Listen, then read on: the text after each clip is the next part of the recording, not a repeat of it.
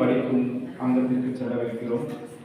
சொல்லாடும் ஒன்றில் ஒவ்வொரு திங்களும் ஒரு குறிப்பிட்ட தலைப்பை கொடுத்து நூல் தலைப்பை கொடுத்து கவிதை ஏற்றி வந்து வாசிக்க நமக்கு வாய்ப்பளிக்கிறது. அவ்வாறு இற்றை திங்களில் கொடுக்கப்பட்ட தலைப்பு காதலும், காதலின் மூலம் நமக்கு ஏற்பட்ட அனுபவமும், காதல் குறித்து நம்முடைய எண்ணப்பாடும். இந்த அங்கத்திற்கு கவிஞர் பெருமக்களை வரவேற்கிறோம்.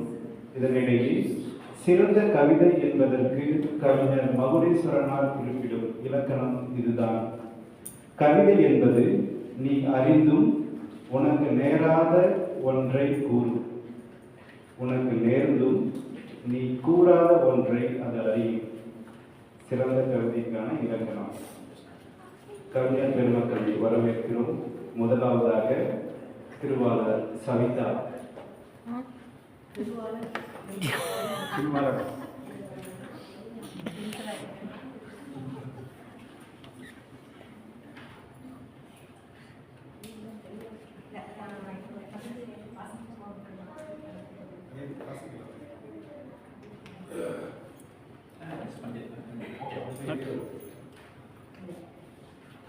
அவளுக்கு தெரியும் அவளை இப்படி நேசிக்க அவனால் மட்டுமே முடியும் என. ஒரே பார்வையில் கொடுக்க, அவள் அமைதியை சிலாகிக்க, அவள் அவசியத்தை உணர்த்த அவனால் மட்டுமே முடியும். எல்லையற்ற பொறுமையை உள்ளடக்கி அவளை அவளாகவே நேசித்து அவளுக்கு அளிக்கும் பொருட்களில் அல்ல, அவளுடன் கழிக்கும் நிசப்த பொழுதுகளில் எல்லா மொழிகளும் ஒன்றிணைந்து மௌனமே காதலாய், காதலே மௌனமாய், ஆனந்த பிரபஞ்சமாய் பரிணமிக்கின்றன. நிறங்கள் ஒன்றிணைந்து வெள்ளையாவது போல்.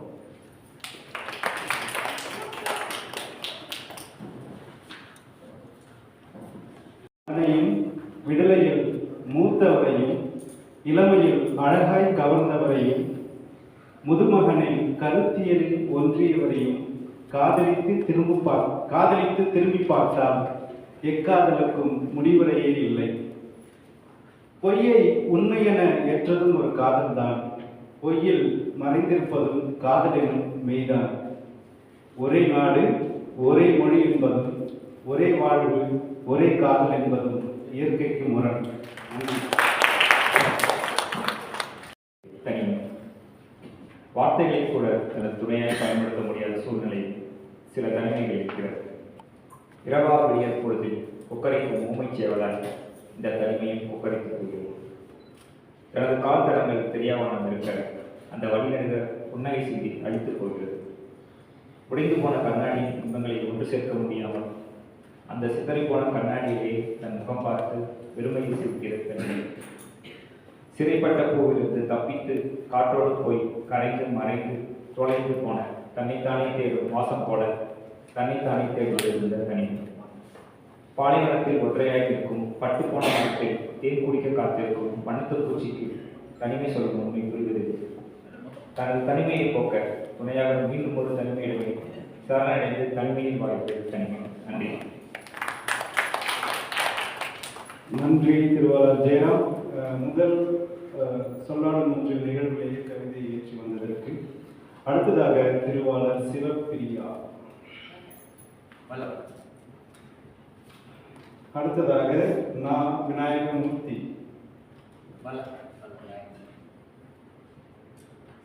அடுத்ததாக திருவாளர் தேன்மொழி அசோக்.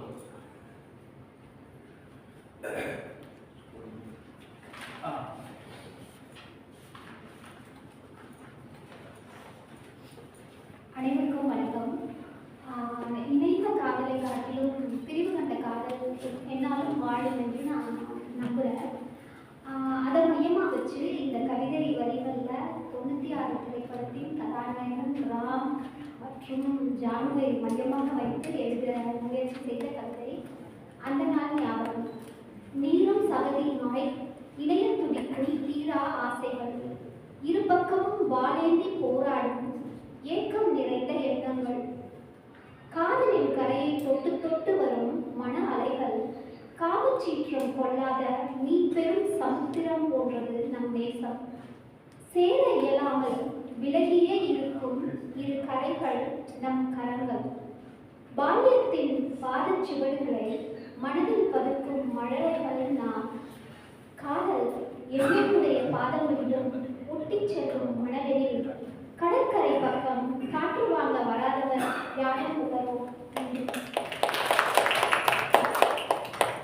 நன்றிங்க.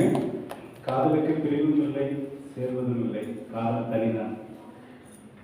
அடுத்ததாக கவிஞர், திருவாளர், பொறியாளர் அம்பிகா நெப்போலியன்.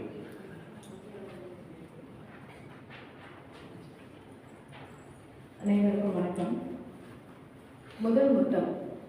புத்தகத்தின் நடுவில் இலையை பத்திரமாய் வைக்கும் பேரை போல் என் இதழில் நீ பதித்த முதல் முத்தம் பதிந்து இருக்கிறது இதயத்தின் இதழில் அழியா பச்சையாக. உன் நினைவுகள் அதை மெல்ல வருடுகையில் உரைக்கவியலா பரவசம் உடல் முழுதும் ஊடுருவி பின் உரைகிறது. முதல் முத்தம் பரவிய அதே மரத்தின் அடியில் அமர்ந்து அழைக்கிறேன் வா, அம்மகிழ் கணங்களை மறுபடி மீட்டு மகிழ்வோம். நன்றி. சிறப்பு, நன்றி. அடுத்ததாக திருவாளர் சரஸ்வேல். மாதவன். வாங்க திருவாளர் மாதவன், உங்களதான் வணக்கம் தெரிவிச்சுள்ளோம்.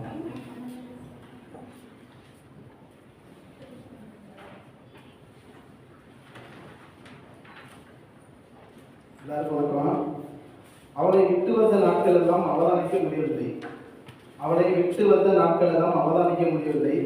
என் மகன் என்னை கட்டி கொண்டதும் மகள் வாரங்களாக உண்ணாதிருத்தல் போலவும், சென்றுவா மகனே, காவலாக நான் இருக்கிறேன் என்ற என் தாயின் அமைதியும் எல்லாவற்றையும் எடுத்துக்கொண்டாயா என கண்ணீர் மறைந்த சகோதரியும், மாமா நல்லா சாப்பிடு என்ற வார்த்தையும் வரங்கள் பெற்றாலும் கிடைக்குமா?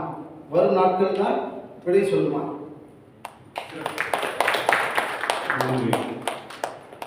அடுத்ததாக திருவாளர் சாமுரா.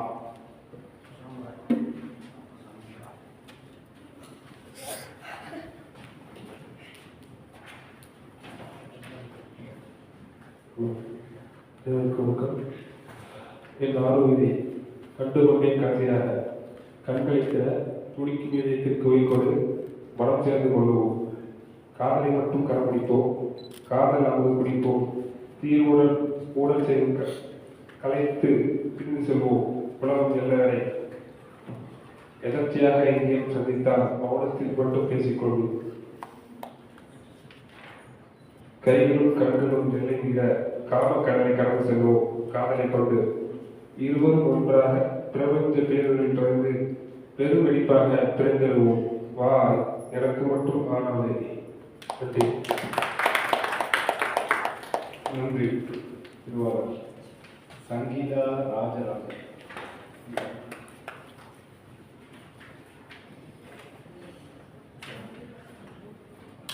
அனைவருக்கும் வணக்கம். இது என்னுடைய முதல் சொல்லாடும் நன்றி. காதல் அவர் எப்படி கொடுத்துருந்தாருன்னா, உங்க வாழ்க்கையில் நீங்க பார்த்து ரசித்த காதல் அப்படிங்கிறத கொடுத்துருந்தாரு. இது என்னுடைய சொந்த காதல் கதை தான். பொம்மை ராசாக்கள் பவனி வரும் நெடுங்கதைகளே ஊஞ்சல், கரை புரண்ட வீரான மாற்றில் முங்கி எழுந்திட நினைத்தேன், திளைத்தேன், நின்று படித்தேன், நடந்து படித்தேன், கிடந்து படித்தேன், படித்தே கிடந்தேன். குந்தவையின் பின் ஒழிந்து கடை கட்டி பொன்னியின் செல்வனை ஆழ ரசித்தேன். ஆம், அவனை ஆழவும் கணா கண்டேன். புத்தகமே தலையணையாய் பசலை பூத்திருந்தேன். ஈழத்து கடலில் காதல் வெம்மையை கரைத்தேன். பற்றி எரியும் நடுகடலில் ஏக்க மூச்சை கலந்திட்டேன். அருள்மொழியின் யானை ஏறி காற்றாய் கருகினேன். அவன் பொன் சிரிப்பில் சிதைந்தே போனேன். காகிதங்கள் பழுப்பேற என்னை பெண் பார்க்கும் அத்தியாயம். குறும்பை மூட்டை கட்டி கனவை பரணி ஒழித்து சோழ நாட்டானை நெஞ்சோரமாய் இழுக்கி இமை படபடக்க குனிந்திருந்தேன். என் வெட்கம் விழுங்க வந்திருந்தவன் பெயர் ராஜராஜனா. நான் துள்ளி நோக்க அண்ணலும்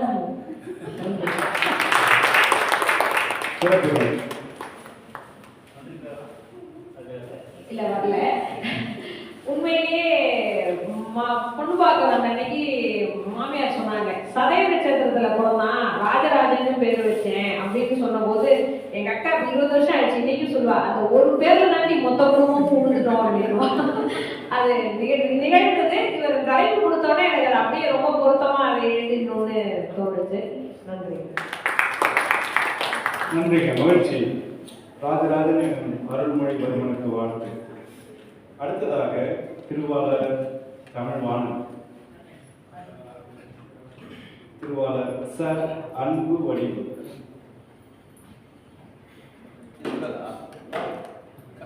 அனைவருக்கும்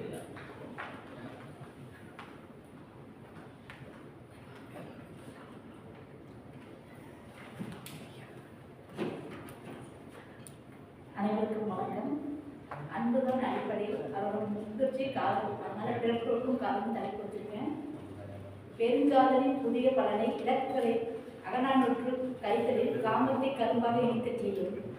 கூட்டலில் அடங்காத கொள்கையில் அன்பாகவும் வகுத்தலில் கணந்தோறும் ஈவு பீதியின்றி துடிக்கும். வர்க்கங்களின் இருடைக்குள்ளிலேயே விரும்பும் கணக்கில் அடங்காத காலச்சக்கரத்தில் அச்சாகும் படிநிலை அறிந்து உயிரும் குருதியும் கசிந்திருக்கும். சில சமயங்களில் காத்தும் இருக்கும். காதலுற்று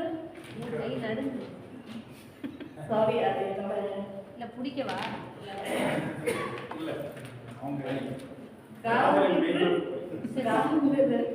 காதலுற்று கண்ணீரெல்லாம் பேசும் மாற்று கருத்து கூறாது. மண்டையாற்றும் மந்தையாகும் மனதுக்குள் இன்னிசை மீட்டும். யாருக்கு இன்னிசை மீட்டுதோ அவங்களாம் நினைச்சுக்கங்க.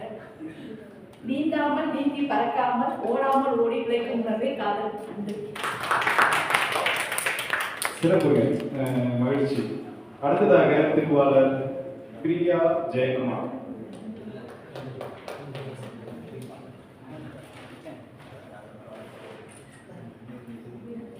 சிற்சில காரணங்கள் தலைப்பு.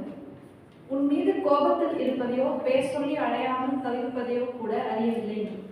அறிந்தாலும் மன்னிப்பை ஒரு குறுஞ்சிரிப்பில் கடத்தும் உன்னோடு சண்டையிட காரணங்கள் 100 இருந்தாலும் விடாய் நாளறிந்து பயணங்களை ஏற்பாடு செய்வதும், நண்பர்களோடு உரையாடும் போது அவர்களுக்காய் நீ தேநீர் தயாரிப்பதும், சுற்றத்தோடு உணவருந்துகையில் பசி அறிந்து உன் தட்டில் இருக்கும் உணவை எனக்கு வைப்பதும், பிழையுணர்ந்து குமைகையில் அறிவுரைகளால் காயப்படுத்தாத கண்ணியம் என உன் மீது திட்டுக் கொள்ளவும் சில காரணங்களே போதுமானதாக இருக்கிறது.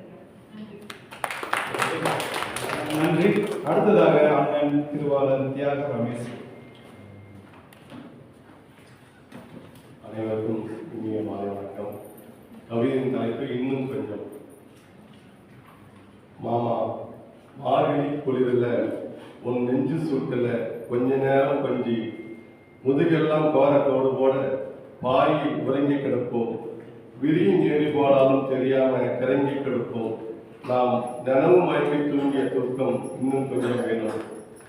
உடம்பு சரியில்லாம உதடு வெடிச்சு கிடக்கும் போது தலையை மடியில் தாங்கிக்கிட்டு தலை கோதியபடி நீ கண்கலங்க உதட்டுல விழுந்த உசுறு கலந்த மருந்தான உன் ஒரு சொட்டு கண்ணீர் இன்னும் கொஞ்சம் வேணும். மோர் மொளாவை கடிச்சுக்கிட்டு சொம்பு கூட வாயா எடுக்காம மொடமொடன்னு குடிப்பேயே, ஆழம் முழுங்க அப்படியே பாப்பேயே, வயிறு நிறைஞ்ச மாதிரி மனசு நிறைஞ்சி கிடந்தோமே, அந்த கரும்பு காலம் இன்னும் கொஞ்சம் வேணும். கழனி வித்த காசுல கலந்தாண்டி போனேயே மாமா, பாலில்லா நெல்லா பதிலாகி கிடக்கிறேன். தம்பி பாப்பா வேணும்னு உன் அவனும் கேட்கிறா. புள்ள எது கேட்டால் வாங்கித்தான்னு சொல்லுவியே, நான் என்ன செய்ய? நீ வந்தாதானே வாங்கி தர முடியும்.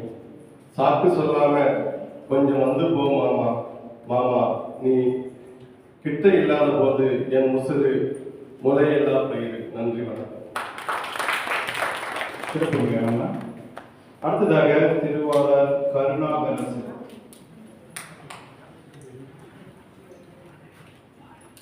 வணக்கம்.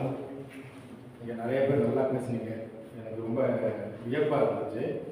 நான் இப்போ தான் முதல் மேடைக்கு என்னன்னா, ஒரு கவிதையில் தனிப்பெயர் இருக்காமல் இருக்கிறது நல்லது.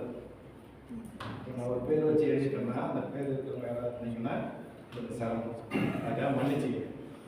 ஏன்னா காதல் கவிதையில் ஒரு பேரை வந்து உள்ள இருக்கு. இது யாராவது மாலதின்னு இருந்தீங்கன்னா மன்னிச்சிக்க. மாலதி இல்லை, நீங்கள் இந்த கவிதையை பார்த்துட்டு மாலதி யாருன்னு மிகப்பெரிய கேட்போம். சரிங்க, ஓகே. அந்த சீருடை மிக பொருத்தம் உனக்கு. அந்த சீருடை மிக பொருத்தம் உனக்கு. இரட்டை சடை பின்னலிட்டு தொப்பியில் மறைத்து இலைச்சினை சரி செய்வார். இலைச்சினைன்னா அந்த லோகோ. நீங்க கவிதை படிக்கலாம், எல்லாத்துக்கும் தெரியும். உங்களுக்கு எல்லாருக்கும் அறிவிக்குமான்னு தெரியல, இருந்தாலும் சொல்றது ஒன்று தான் புரியும். கொலுசு அணியும் நேர்த்தியில் கனமான காலணி அணிந்து கொண்டு துவக்கினை குழந்தையாய் தோளில் மாட்டி மறக்காமல் சயனைடு குப்பி அழிவாய் நீ 20 ஒன்றும் இறப்பின் வயதல்ல. கவிதையை போட்டுட்டேன், திரும்ப வாசிக்கிறேன்.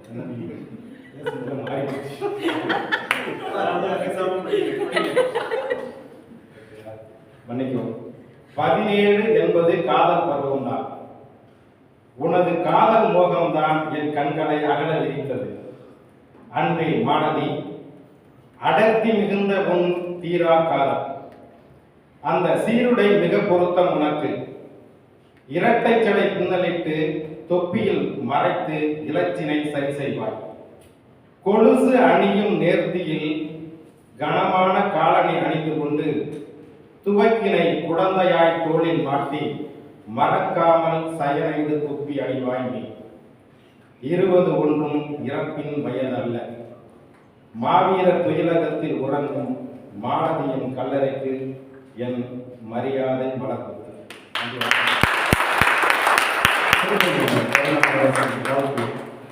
அடுத்ததாக அண்ணன் கி கோ வாருங்கள். பார்த்தேன், பெரிய வேலை இருக்காங்க, பெரிய வேலை எழுதியிருக்காங்க. நாணம் முகத்தில் நடமிட பெண்ணவள் வான் பார்த்து வெக்கி வளைத்து நின்றாள். நான் அறிய மண்ணிலே கால் விரலால் மங்கையவள் கோலமிட்டு கண் சிமிட்டி சொன்னால் கதை. காதல் கணக்கு முட்டி கண்ணியவள் கண்களினால் மோதல் புரிந்தன் முன்னின்று காதல் கனல் மூட்டி கண்ணியவள் கண்களினால் மோதல் புரிந்தன் முன்னின்று பேதவித்தேன். பின்னர் சடை விலக்கி பேச்சு மொழி ஏதுமின்றி கண்சிமிட்டி சொன்னால் கதை. அண்ணன் அருகிருந்தான் அன்னை அடுத்திருந்தால் பெண்ணால் தகப்பனவன் பின்னிருந்தான் திண்ணமுடன் முன்னை பிறப்பிலேயே மூண்டதி காதல் என கண்சிமிட்டி சொன்னால் கதை. இன்றைய தலைப்பு மிகவும் கவிநயமாக